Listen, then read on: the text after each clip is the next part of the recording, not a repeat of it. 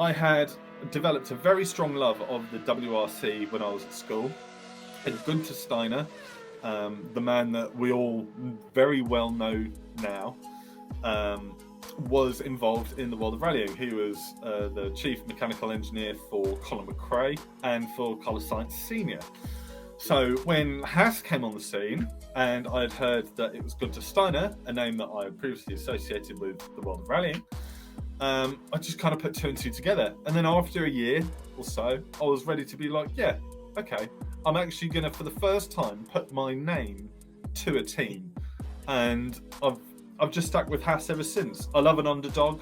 I like the fact that there's only about 300 members of staff across the entirety of the team. I love the sheer dogged determination, and I love the sort of very small, tight-knit family culture that they've got going on. And listen, the universe, the gift that just keeps on giving. Of course, then Drive to Survive was launched as a series, and who was the star of that series on Netflix?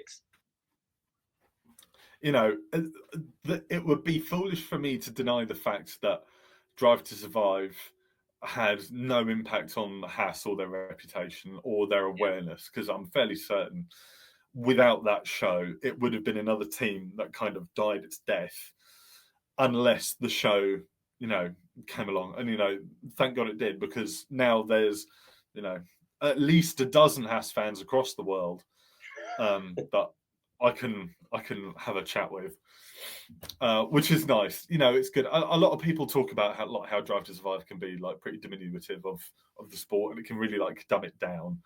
But really, what are we all here for? We're here for entertainment. Okay, racing, you might be somebody who wants to have like the purity of the motorsport retains. You want to have, the aggressive driving. You want to have this, you want to have that, and you don't want to necessarily see all of the more commercially side. But Formula One's been commercial for ever since its inception, effectively. So having Drive to Survive and bringing the awareness of the sport and the ability and the availability of the sport to as many people as possible, I think can only be a good thing. And who didn't enjoy those episodes when Gunther and Mick Schumacher were doing all kinds of crazy sponsorship deals? And that is the underlying factor of the world of Formula One as well. And then so you've got to embrace every element of it. And Formula One itself You do. evolved, and that it needed to be a soap opera to a certain extent to attract a new audience, right? Absolutely. And it's, again, like I said, Haas wouldn't really be here, I don't think, unless Drive to Survive had, stepped into the paddock and